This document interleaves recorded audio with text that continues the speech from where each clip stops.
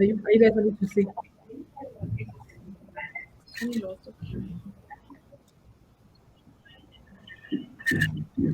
think she'll have to catch up with us. Yeah, I think we should start as well. Jy het seker nie jou foon by jou nie, maar jy het geregistreer vir die webinar en nie die kode gekry en alsmaar ek kom nie uit as ek op die manier artikel het. Somebody message me now that there's music, is the music playing and they can't get in because we didn't start yet? Yeah. Okay. So we play, the music is deliberate, and there should be some 4 IR men running up and down there in the waiting room. But we're going to be starting. Yeah, let's start. Let's not keep them waiting any longer.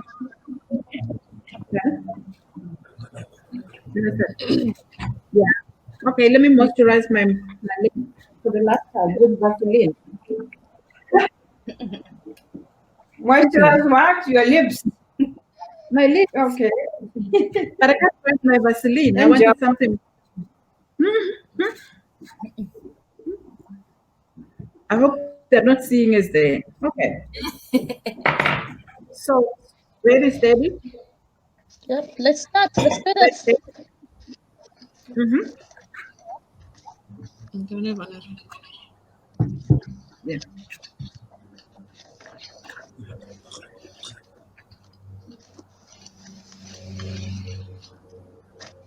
ons moet begin.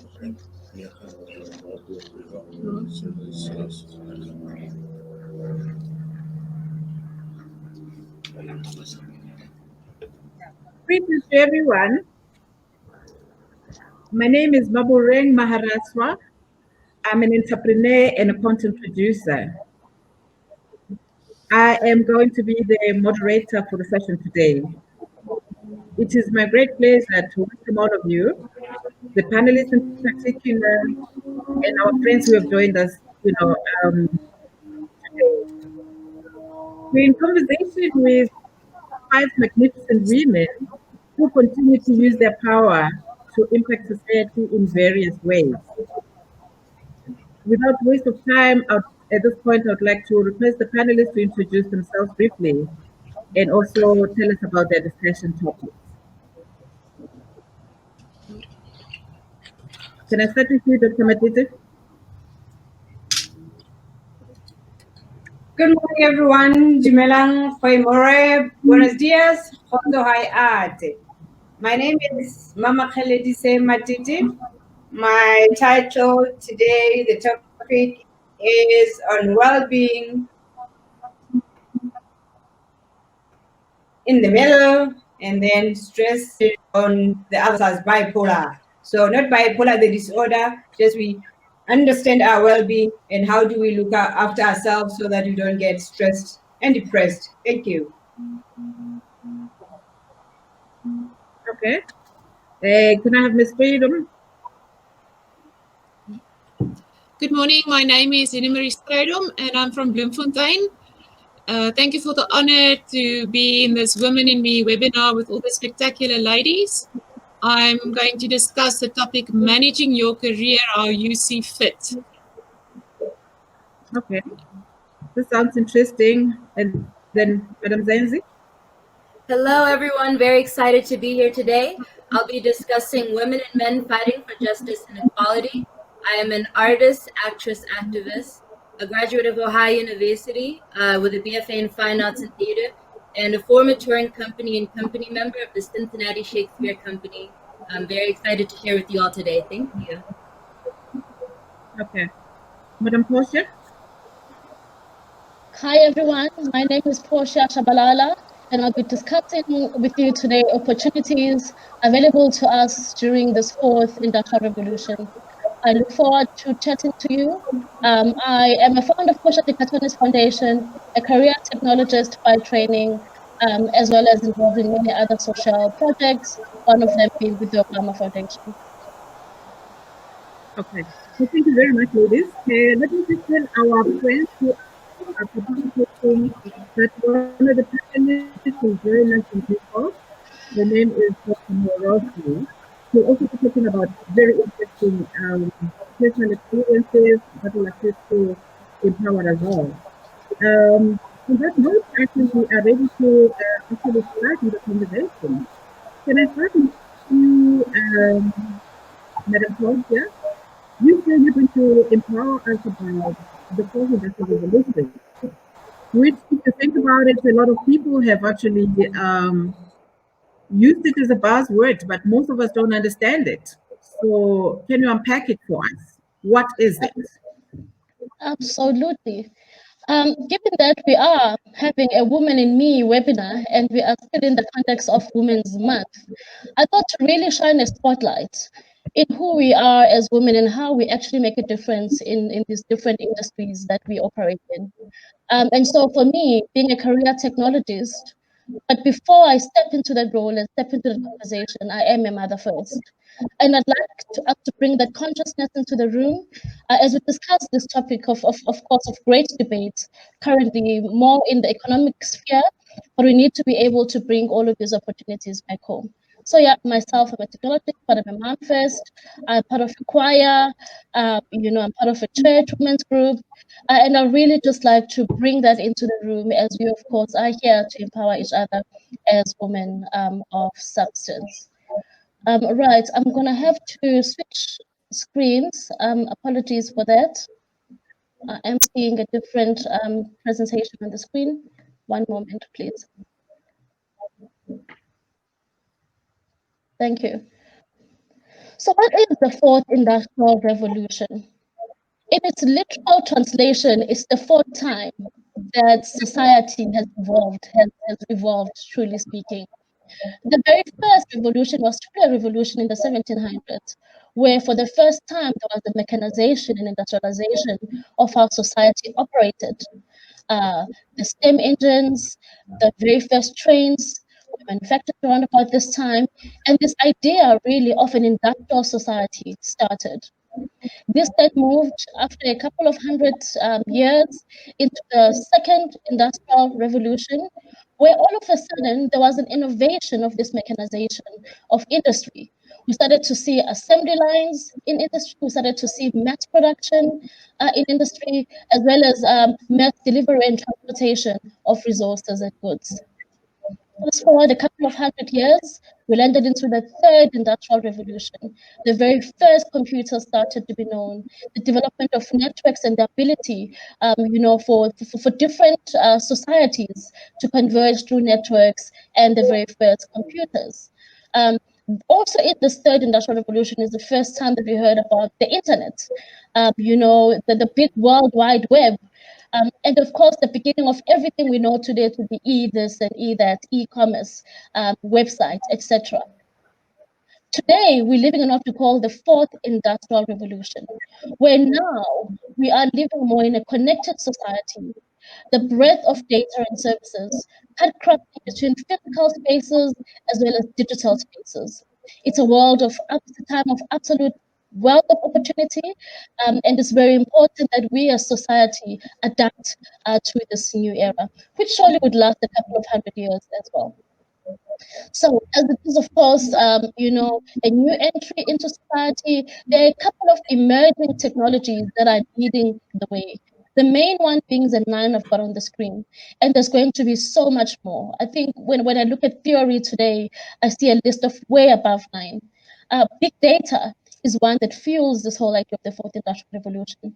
The fact that today, every single activity and every single action that you as a human take is now part of a data block of information that is being used to service you as a consumer and also used to actually make decisions, whether it's societal decisions at government level or decisions in corporate in order to address consumer needs. Internet of Things is another emerging technology in this area. We are now in times of living in smart objects, in smartphones, in fitness watches. When you breathe, your watch is already checking your breathing paces per minute. You've got a tracker that tells you, hey, you've been sitting for too long. This is the connectedness of devices. In factories, the ability for us to see that, oh my gosh, this particular machine is running out of battery, UPS is 1 hours left of operation. So it's about really being able to have a connectedness of devices fueled by this big data, again, so that there's real-time decisions that are being made. But of course, it presents challenges as well. And cybersecurity, just last week, we know that in South Africa, there was a breach of the Experian Credit Bureau agency. This is a matter of cybersecurity. The fact that now, as humans in society, we have to be a lot more careful in how we interact with these technology devices and in this big, fourth industrial era. Because, of course, it means we're also now further exposed to cyber risk, to phishing. I think the banks are warning us a lot around how we handle our private data, in how you're handling your social media. So cybersecurity becomes a threat both to you as an individual in society, but even more so to corporate and large enterprises. Cloud computing is another one. This speaks to scalability of accessing these solutions. In the previous era, you remember there was that box next to your computer, and that box only had 2 GB of space, as an example. Today, it's about saying, hey, on the cloud, you can have scalable data. The more you use, the more you need, the more you have. Again, fueled by this advent of big data. And we keep going on to many more augmented reality in the fields of surgeries, where we've seen augmented reality being most effective, as well as in logistics and manufacturing. Being able to be in a different environment through augmented reality goggles. Sometime get a chance to go and experience these in many technology hubs across the country. But augmented reality is about being able to service and maintain certain parts of our without necessarily being there. Yes, Mama Reng, I'm still on the line. Can you hear me? Hello. Thank you. Hi, I can hear very well. Is everything okay? I will continue.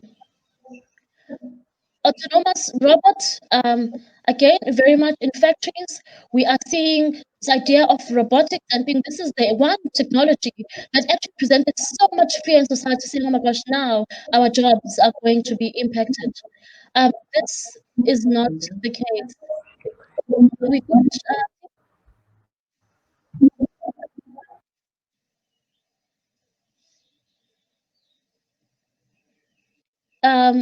are we still live? All right, let me come back. Yes, so there are these major technologies that are now fueling the expansiveness of economies across the globe. And the question that I'm being asked to address today is, how do we take advantage of these many opportunities? Now, there's a concept called Society 5.0. As I've already indicated, that I'm someone who's very passionate about making a difference in society. And the United Nations Sustainable Development Goals are the 17 areas the United Nations is saying for us to meet the 2020 agenda for the world to address issues around people, around poverty. We've got to address these 17 areas. These 17 areas speak to areas of improvement in terms of, for instance, improving what we already have in place, whether it's education services, sometimes also areas which needs to be addressed from the very onset. Apologies, I do keep losing my presentation. I hope the team can still see it. So Society 5.0 is the concepts actually emanating from the Japanese government, where they started to say, hey, it's similar to how we're now crafting the industrial revolutions from 1.0 to 4.0. Society has also evolved in the same fashion, whereas we think of Society 1.0 referring to the hunting era, when humans were hunting to sustain themselves. Society 2.0 started to see a lot of agricultural activities, as an example, and so forth. Society 5.0 today now speaks about how do we merge the idea of solving social issues while also expanding economic gains and economic developments. And this has been quite a groundbreaking theory. And as such, you start to overlay the objectives towards the United Nations Sustainable Development Goals across what we now know to be the fourth IR. So the screen that you're seeing there, I know it's quite a hectic picture. I'll point you to just a few examples. So of course, right in the middle, you are seeing in the blue blocks, you've seen that in some of the technologies that I've mentioned in the previous slide. You see the IoT, which is the Internet of Things, big data being one of the major pillars that I've explained as one of the driving technologies in the fourth industrial revolution. And then across that, you see those 17 sustainable development goals. And the idea is to say, in order to find opportunity, remember you've got to solve a problem. In fact, you've got to solve a purposeful problem. And so therefore ask yourself, as you're trying to start, whether you're starting a business or whether you are already a business servicing your customers, ask yourself, what societal problem are you solving while at the same time trying to advance economic gains? So there's great examples. For instance, Sustainable Development Goal number 4, which speaks to quality education. We've seen now during the times of COVID, during the global pandemic, how inaccessible education has been. Thanks to the fourth industrial revolution, in order to see the advancement of online learning, of homeschool learning, and all these e-learning platforms, and this vastness, we were exposed to the vastness of knowledge that's available through digital platforms, fueled by the cloud, fueled by big data. SDG 3 speaks to health and well-being. Again, during times of pandemic, we've seen how the fourth industrial revolution emerging technologies have played a big role also in addressing the health issues that we faced during this time. There's particular things like smart cities across the globe. There are governments who already are starting, to this idea of smart cities. We in South Africa are also working on what we're calling e-government solutions. The fact that you can now actually be able to complete your entire, ID application book or passport application book through Home Affairs online. So these are the kind of solutions, that the fourth industrial revolution is putting in place to address, problems and societal needs while advancing communities. So we've got to think of exploiting the fourth IR, opportunities through addressing problems that society needs. So therefore, what does it mean practically for you? As a young person, as an unemployed person, as a graduate, as a woman, as any member of society that you seek to identify yourself with, as a unit of one, I always say, what can you start today to actually proudly say, I'm boldly participating in the fourth industrial revolution era? But also, what does it mean for you as a business, a small, medium enterprise business, or maybe even a large enterprise who might be leading a large enterprise? But most importantly, what should governments be doing? So what you're seeing there, the first row speaks to government. It refers to the World Economic Forum 2019 article, in which the World Economic Forum is saying to government, these are the 6 major things that governments, especially developing countries, should be putting in place to ensure an inclusive society during the fourth IR. The first is access to technology and infrastructure. So those who are in the tech and profession will know the debate around spectrum, the debate around broadband. I mean, geez, those are big conversations. But it's about saying, do we even have the right level of infrastructure? Are the fiber lines reaching the very borders of Limpopo? Are the fiber lines reaching the very borders of Ehlahluwe in KZN? This infrastructure, these are government's problems that government needs to solve for us. Number 2, it's saying government must make technology more affordable. I think there was a time when there was a case around saying the data cost needs to increase. I, for one, I'm a Vodacom customer, and I've seen how they've decreased the price of the 1 gigabyte from 149 to now 99 rands. It needs to go down even more. There are societies in the world where, technology is so affordable, both in terms of free Wi-Fi spot provided by government, but also in terms of affordable devices. I think we see this a lot in the Asian countries. Developing future-proof skills, absolutely important. If you're not skilling the nation, you will be leaving people behind.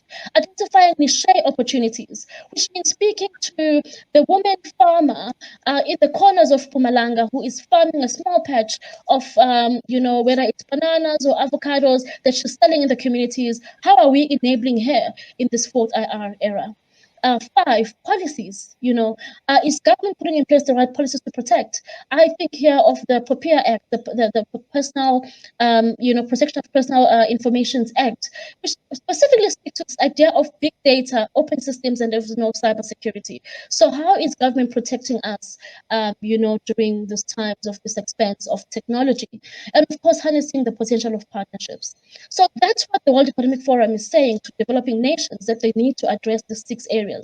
Now, I thought to myself, to answer the question of this particular event, to the people attending here, what does therefore it mean for me as a business? It means you must invest in scalable infrastructure. Get rid of your legacy systems. Take up the tin and get onto the cloud as soon as you can. Commercialize your platforms.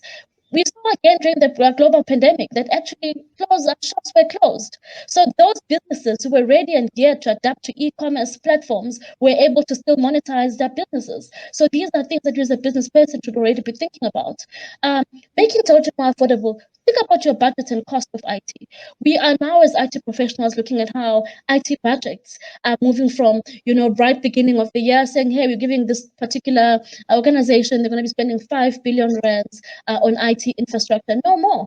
Now it's on a pay-as-you-go model because you don't know where the world is going to take you, right? So always be ready and be a lot more adaptable and flexible in how you're managing your IT cost.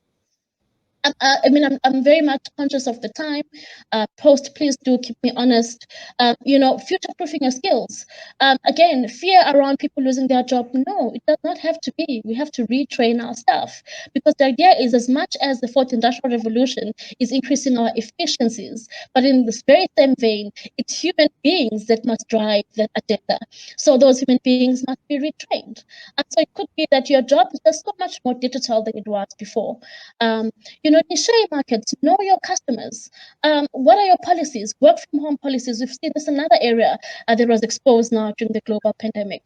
The fact that some organizations were not geared in terms of policy and process to adapt to a technology environment through effective working from home policies. So we've got to think about the future world of work. What's wrong with your employee working from the beach on their laptop, right? So we've got to catch up to the fact that you actually can work from wherever you are. And of course, in terms of partnerships, your value chain. There's this idea of co-opetition that's starting now. Don't be scared to partner with competition. There's great collaboration and great growth. That this is the beauty of fourth industrial revolution is that there's enough for everyone. So do not be fearful to be partnering across the board. As a young person, reprioritize your needs. Right? Are you asking for the Xbox or are you asking for a laptop? Right? Think about simple e-commerce websites. I know it's not easy. You might not be able to code. I can tell you there are some out-of-the-box packages out there that you can get for a few hundred rands even, just to get you started on your idea. Right? Prioritize your data usage. Right, when your parents or through your Nexus stipend, are you using your data for social media or are you on YouTube, listening to other personal development videos, or are you on online learning free platforms? Prioritize the usage of your data. Also know where to find safe free Wi-Fi hotspots, right? Remember now, this is you now being actively participating in this fourth industrial revolution. Skill up, skill up, skill up, skill up in terms of your digital skills, your business skills, your financial skills, and your personal development skills. I, for one, personal development is one area where, I prioritize to say at some point I realized, buying data, every time I need it was becoming costly. But actually, if you look at those unlimited packages, they actually end up being much cheaper. So then I said, no, I'm no longer buying data one-on-one. I want an unlimited package costing me about 700 rands a month. You can shop around for these as much as you like. They are becoming cheaper. And so now I'm able to actually hit those digital skills or those different skills on demand, actually, as and when I want. And I want to make this right now, especially if you're starting out. You might think I'm disadvantaged because I'm unemployed, I'm young, I'm a graduate, I'm a mother, I'm in that bottom block. I should be looking for a job. Oh my gosh, this job description is looking for a good. No. Employment versus entrepreneurship. You can start a born in the cloud business. Right now in the fourth industrial revolution, we're talking about organizations that are bigger now, that were never there before. Facebook, WhatsApp, Uber, Airbnb, right? These are born in the cloud businesses. They're already built for scale from day one. And what is our business? What must our business do? Again, gone are the days when you have to be educated to think of a business. There are no more. Right? Solve a social problem. Look around your community. The solutions and opportunities are lying there in terms of what your business can do, and always know your cost of production. So again, a fourth industrial revolution also economizes that for you because no longer do you need brick and mortar in terms of your business. In terms of policies, as a unit of one, Okay, but think about your ethics and values. Yes, am I running out of time?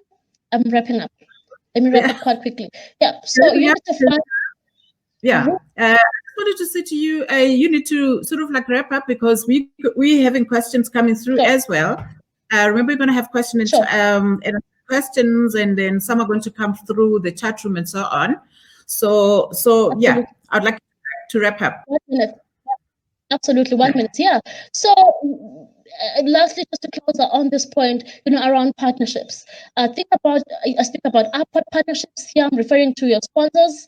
Who is investing in your idea, investing in a business. Lateral partnerships. Think about your peers who are passionate about the same problem that you're trying to solve. Or also people. Lateral partnerships to value chain. If you are the Uber driver, for as an example, you got a scooter. Well, look around the businesses in your area and say to them, hey, how about I get into your database and I can be the one transporting your goods. And of course, downward partnerships as well. We always have to bring others with us whenever we are taking care of these. So therefore, how do I start? This is me closing, Chair. Like I said, recapping, get skilled up. There's lots of online free learning platforms you can take advantage of.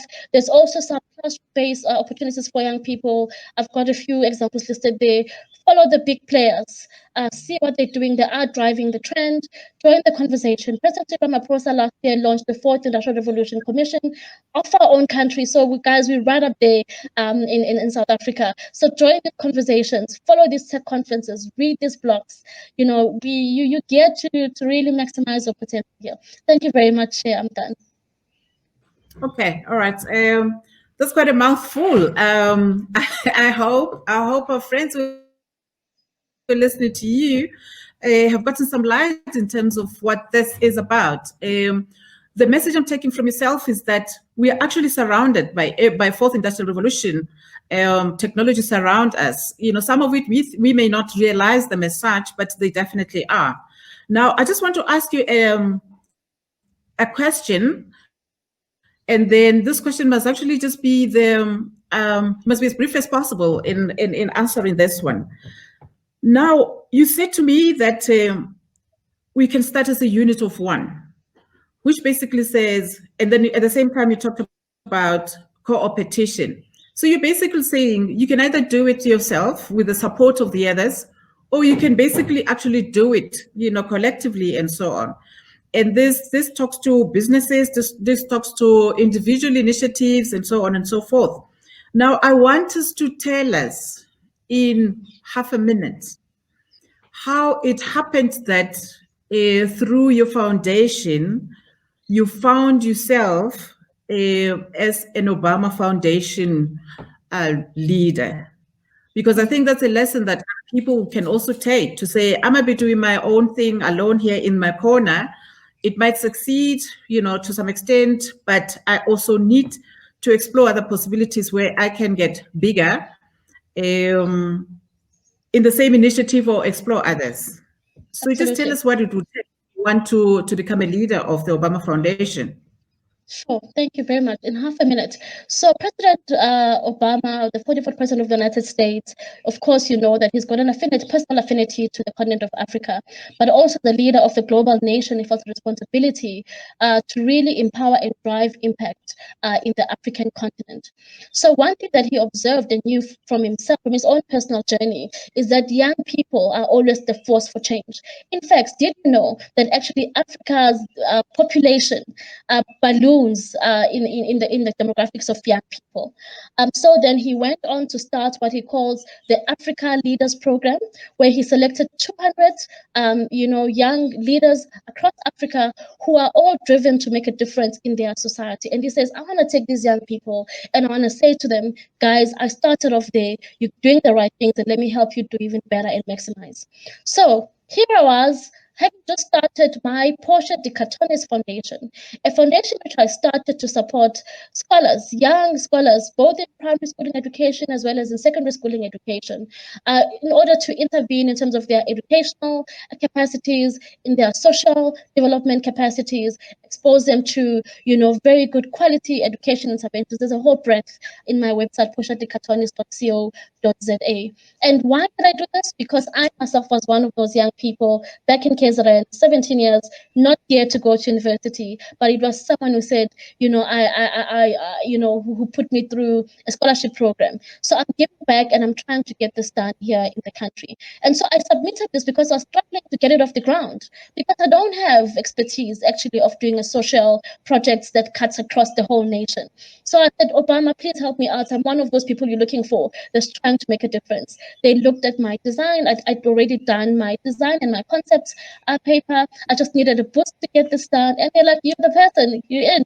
So now, in fact, and then of course, it's been a year long, and this has gone, in fact, just before this meeting, I was in a meeting, I've now been selected to be the leader of the Education Alliance, because the Obama Foundation, so he now has gone over and above the Africa continent and has selected 200 young people in Asia, in the Asian APEC region, and there'll be another cohort in Europe. So yeah, this guy is really quite busy. And the education piece was seen to be the very critical one. And so now I'm part of the group of leaders, 5 leaders in particular, from this group of 200, who are now leading what you call the Education Alliance. So focus on pure education projects. And this morning we met the Asian team. I mean, we're going to be making a difference. This job never stops. Yeah, so there you go, Chair. Okay. It sounds to me like we need, a dedicated stream, seminar, webinar, depending on our environment, basically just to tease this thing of the fourth industrial revolution, out and so on. Just a reminder to the participants that they can continue in the chat room. We are noting your questions and comments, and then we'll give you an opportunity. We will respond to them, periodically after every speaker and so on. So we're noting your comments, and we appreciate. One comment says, this is a very interesting and important topic, would help to invest more time in it. Definitely that's the observation I've just made, and so thank you for that. I'm seeing some more questions, that are saying to us, are we going to be sharing the presentations? And the question is, the answer there is, we will actually post them on the St. Francis Productions website, and therefore people can access them after the webinar. So that's another one. Now, is 4IR a necessity? Let me just read. Yeah. Is it a necessity? I think that question we've answered, because in great detail, actually, after breaking it down into those 9 segments, it basically shows, we can almost not do without it anymore. So let me take this opportunity to thank you for now. We will come back to you with more questions and inputs. I am happy to introduce our next speaker, and I'm going to ask that Ms. Freedom, you've already introduced yourself, and then I would like you to carry on with your presentation. Ms. Freedom?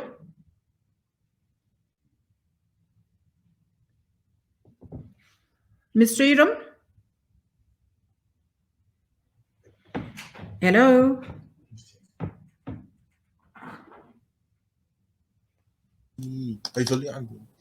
Hi, can you hear me now? Yes, we can hear you now. Okay, sorry about that. Yes,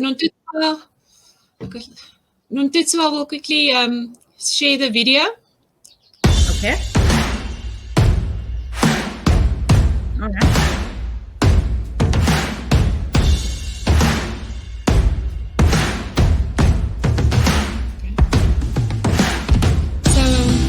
While we're waiting for the video, like all of the participants present, I find myself with many irons in the fire, meaning I align myself with many and various ventures, and I love challenges, hard work, crazy difficult adventures and extremes. And yes, after that, we just want to quickly share the short video.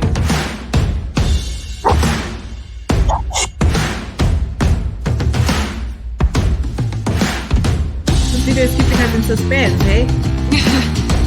Yeah, must be something.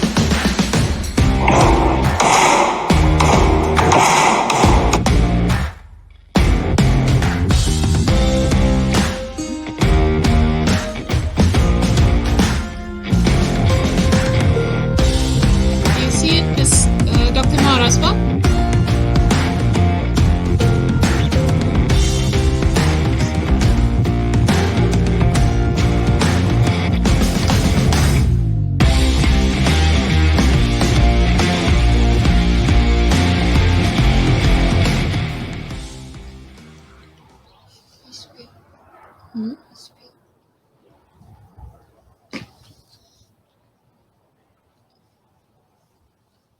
kan ek dit sien nie? Ek weet nie wat aan nie. Ek wil nie aanmeet nie.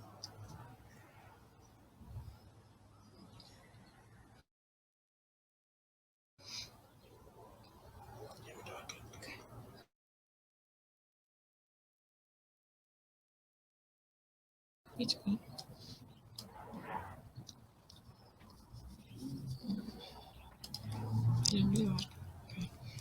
Okay, so I think after some people have seen my short video, they might think, what is she doing and why?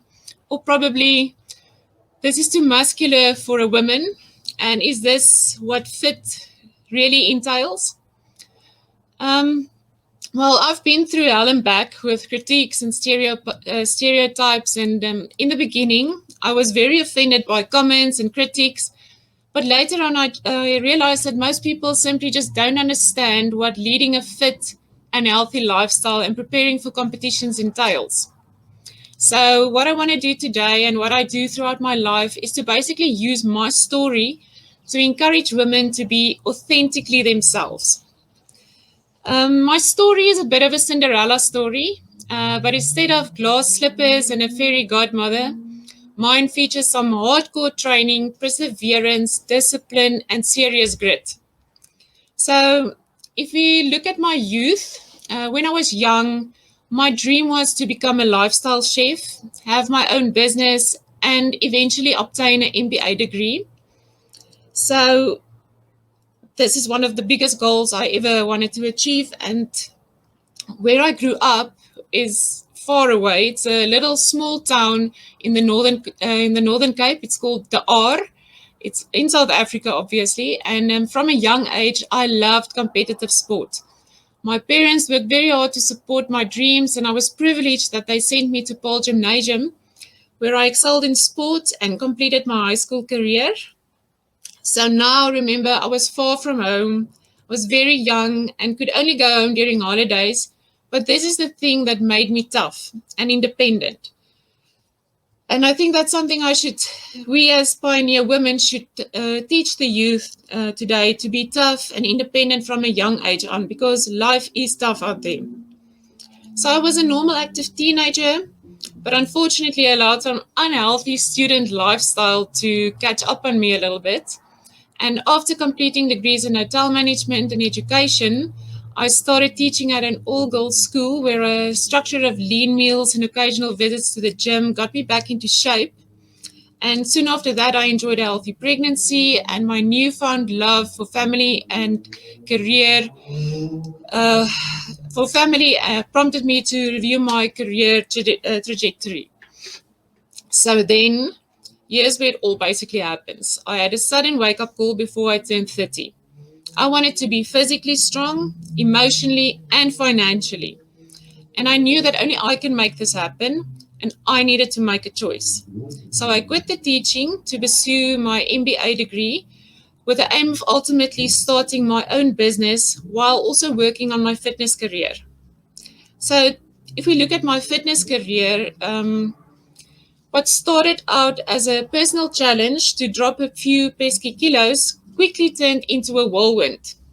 This led up to fitness competition success, and I won the Miss Universe fitness title in Orlando, Florida, USA in 2016.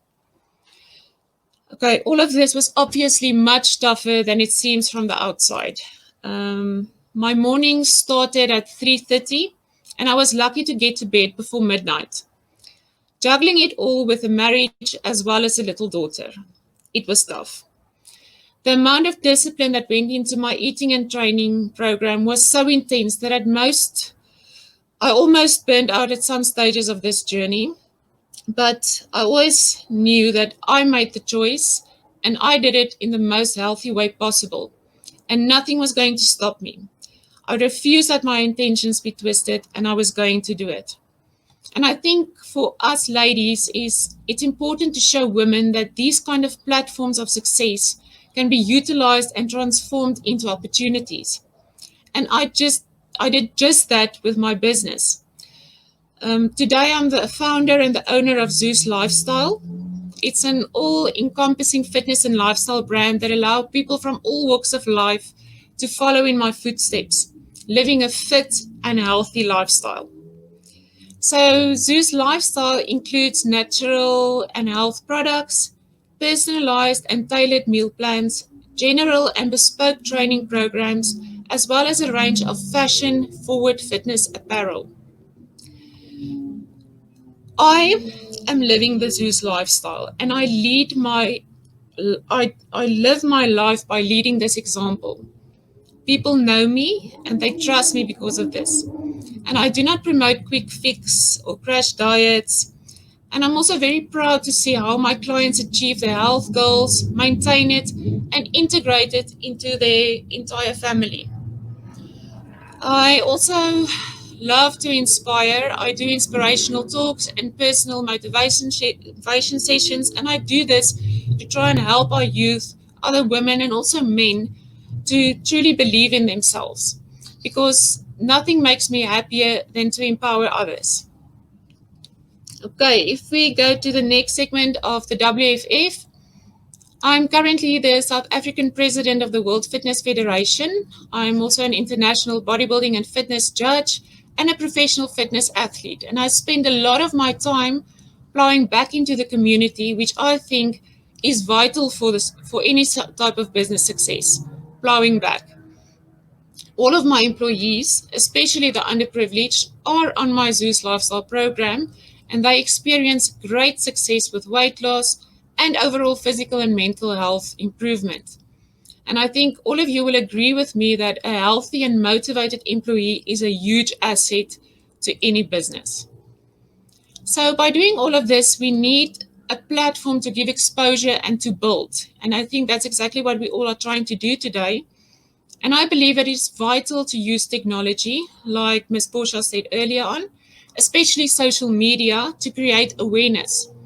During my entire journey, I use these platforms not only to grow myself and my brand, but also to give the maximum exposure to others, as well as to my sponsors, to whom I'm truly grateful. Organizing and hosting bodybuilding workshops and fitness shows is also something I do, and it gives me the opportunity to create a platform for athletes from all walks of life to show off their talents and hard work. My dream, however, is to make it possible for the underprivileged athlete to have more opportunities to prepare and to compete internationally. Because I firmly believe that the best hidden gems are right here in our country, but they are not yet given the opportunity to achieve international and recognition and success. And now I want to come to a sensitive topic, but one of my biggest concerns with social media, however, is the fake life and business ideas. Some of the, if you might call them Instagram models or Instagram socialites, portray to the young girls out there who look up to this wonderful fake life. And I think it's we as women in business, we must educate and protect our youth from falling into the traps of these pyramid schemes and scams. Yes, so basically, if I review on my life and I look back at some of the decisions I've made, I would say the best decision I've made was to be brave enough to walk away from negativity in life, eliminating negative thoughts of people, lifestyle choices in order to pursue my dreams. And I think one of the worst decisions I made was to not believe in myself earlier in life and to let that fear of failure basically control my destiny. And that's something we must teach the youth, to believe in themselves. Don't be scared, because through fear, you learn. So obviously, to get where I am now, I needed a strong role model. And it was definitely my mom as well as my daughter, because my mom taught me through her example to work super hard, go beyond the extra mile, and never, ever give up. If it wasn't for my strong mom, I would not have been such a strong mom for my daughter. My daughter is the kindest person I know. She inspires me to be everything a woman should be: strong, fearless, and kind. Now, I'm almost done, but I just want to say something about time management. I think that sometimes a lot of people take for granted the value of time. We as pioneer women should teach the youth from an early age about the time management. And I really try to manage my time wisely. And I force myself sometimes to be selfish with my time. And I think that it's also important to find a balance because that's something important to keep us all sane. So my advice to, I'm almost done, to aspiring women who want to follow in my footsteps is number one is to have a goal and work very hard and persevere. Secondly, don't be afraid to fail because through failure you learn to succeed. Yes, and also be kind and always give back. All right. The message I want to bring also is to remember that you can basically achieve anything that you set your mind to.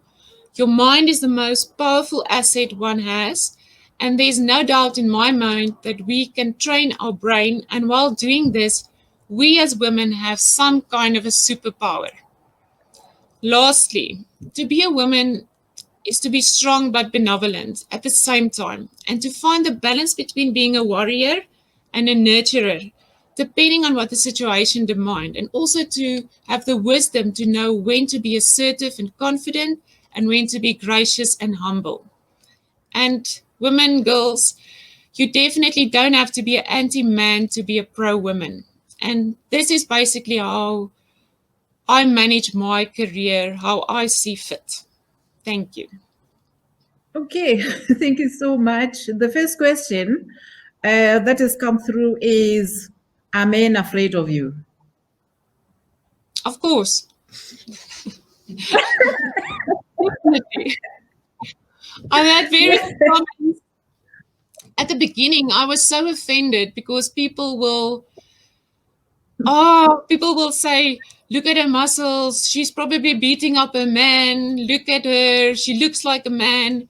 And like I said earlier, it offended me at first, but a lot of men will have respect for me and they will actually keep their distance, and I like it like that. So yes, if they know the sport, they understand it, but it's cool. I like it.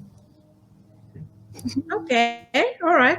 Then we've got more questions. Well, the comment says, quite an inspiring, real story. Henry Marie, congratulations. And then somebody says, working hard is very hard. And what inspires you to continue working hard? What inspires me to Working out. working Yeah, they say out? working out is very hard. So what inspires you? It inspires me to see how other people follow my example and how other people achieve success.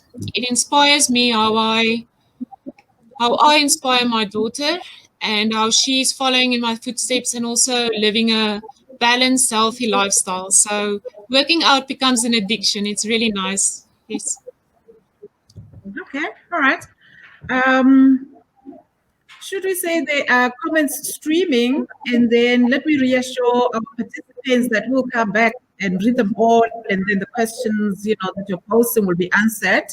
I just want to give you an opportunity to our next speaker, while we collect all the questions, for fielding at a later stage.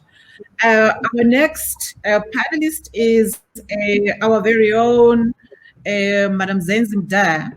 As she said, she's going to be talking about men and women fighting together. She put it, the way she wants it, but basically say, a rallying call for both men and women, to join hands in actually fighting for social justice. So over to you, Zenzi.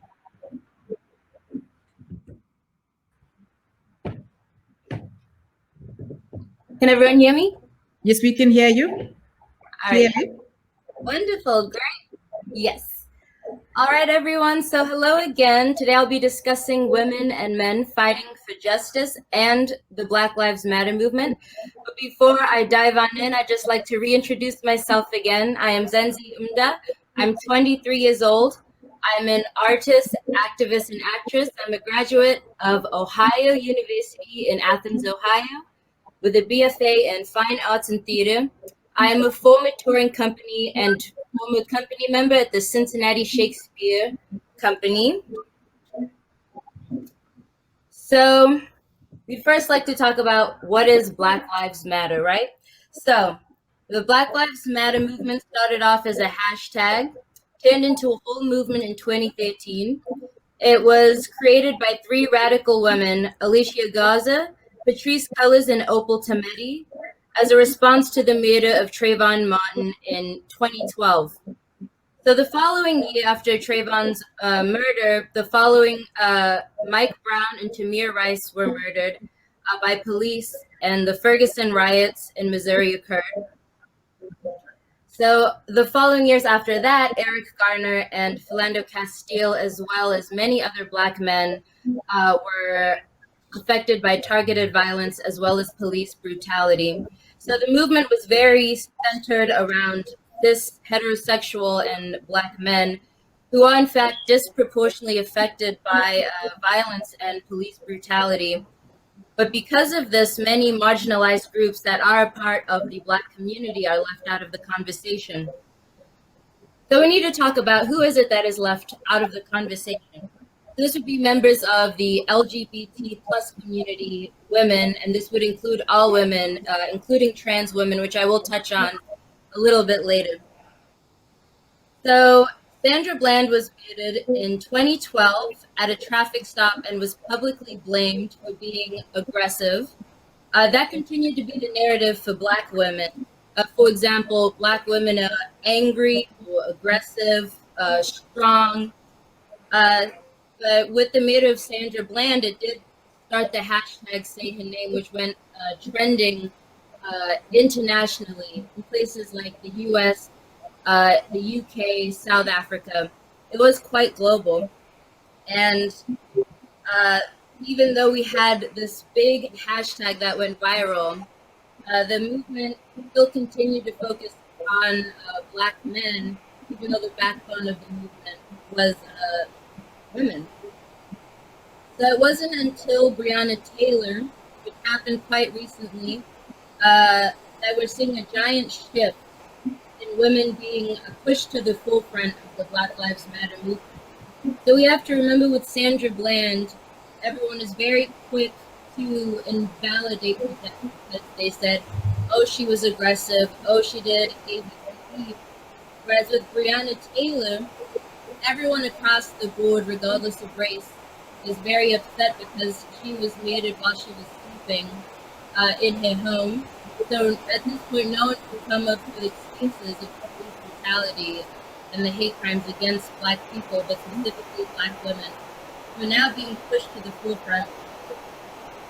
Female protesters such as Toyin Salau stated, after marching for George Floyd and Breonna Taylor, this pushed the movement to be much more inclusive. So this also prompted the discussion in the US of Black women being the most hated and most disrespected people in America. So, let's see here, excuse me. All right, so recently, many trans women have finally been added to the conversation. Remember, we're trying to push for inclusivity within this movement. Trans women have finally been added to the conversation because of many of the recent deaths and targeted violence toward trans Black women specifically. It's been trans Black women who have been suffering targeted violence, such as Rhea Milton, which only happened around 80 minutes from where I am located now in Cincinnati, and Dominique Fells. So this is now what pushes the Black Lives Matter movement to aim for intersectionality and to include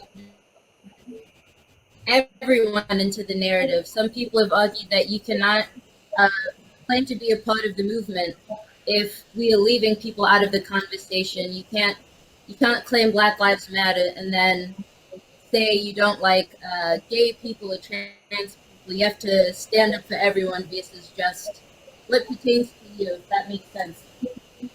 So then I would like to talk about what drove me to get into activism, and hopefully this can inspire other people to get involved as well. So I know the first time that I noticed blatant racism was when in our history books we learned about slavery and we watched movies with a lot of black trauma. Is when I learned, okay, this is violence against black people.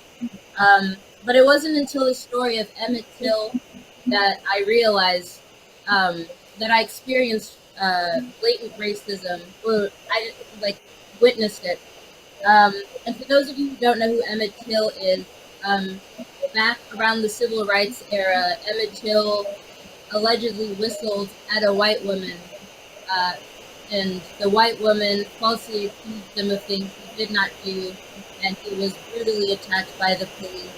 And this is the image we see in our textbooks at school, but everything involving civil rights and anything involving slavery, civil rights, they pose it in our history books in such a way that makes it seem like it was forever ago, like racism doesn't exist anymore.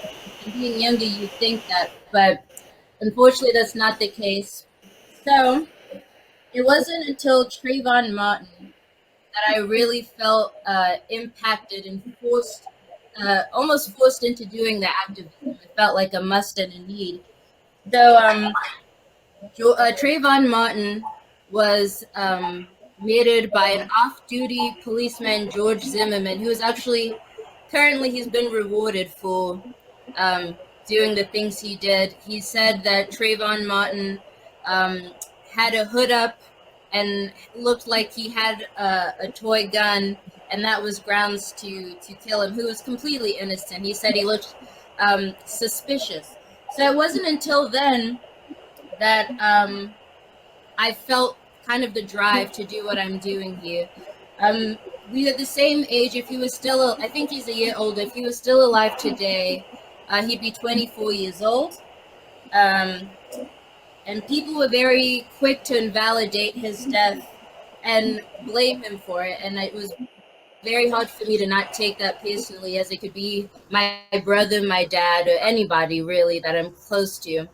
Um, so then we like to speak about how do we incorporate women and marginalized groups into the conversation, as they are also disproportionately affected by violence and police brutality. So as an actress, I believe the fine arts are a great way to get started.